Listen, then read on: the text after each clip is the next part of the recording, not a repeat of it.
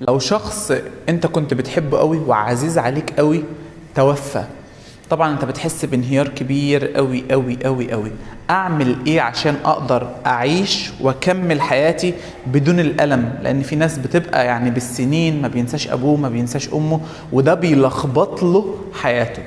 رقم واحد، اول حاجة لازم تعملها انك تتقبل المشاعر بتاعة الحزن والفراق والألم. تقبل المشاعر دي، ما تهربش منها. لو فضلت تهرب منها هتلاقي ابوك وامك عمالين يجولك كل شوية في الاحلام بطريقة مش كويسة. هيظهروا لك ان هم عايشين، هيظهروا لك ان هم معاك، وهتقوم كل شوية مطروب من النوم ان هم عايشين، وهتقوم تدور عليهم. ليه؟ لأن أنت ما تقبلتش مشاعر الفراق، ما تقبلتش المشاعر إن هم خلاص دول رب، يعني ربنا هو اللي خلقهم وخدهم، لأن هم بتوع ربنا، إنا لله، فربنا خد الأمانة بتاعته. لكن أنت تعلقك بيهم بقى وعدم تصديقك ده اللي هيخليك دايما تعبان. فتقبل جدا المشاعر بتاعت الفراق، وتقبل إن هم ماتوا، هم مش موجودين حواليك دلوقتي. رقم 2، احزن قوي وخد خد الوقت بتاع مشاعر الحزن. ما تفركش، ما تقعدش ترفض الحزن، لا، عيش مشاعر الحزن.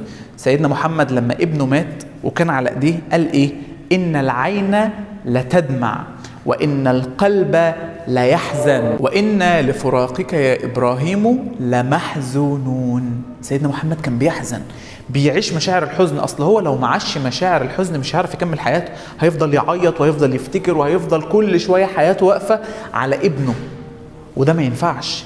فلما تدي مشاعر الحزن حقها ساعة الموقف ما يحصل، بعد كده مشاعر الحزن دي هتاخد المسار بتاعها وهتمشي.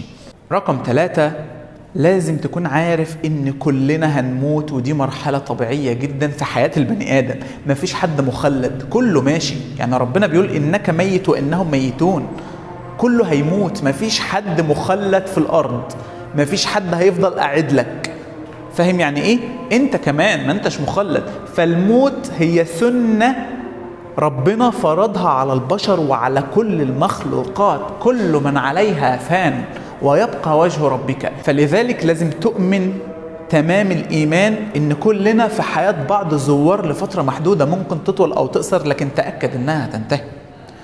رقم 3، لو الشخص اللي انت كنت بتحبه ده توفى وخلاص اتفرقتوا، اعرف إن انتوا وصلتوا لأجمل مرحلة في حياة بعض. تاني، اعرف ان انتوا وصلتوا لاجمل مرحله في حياه بعض.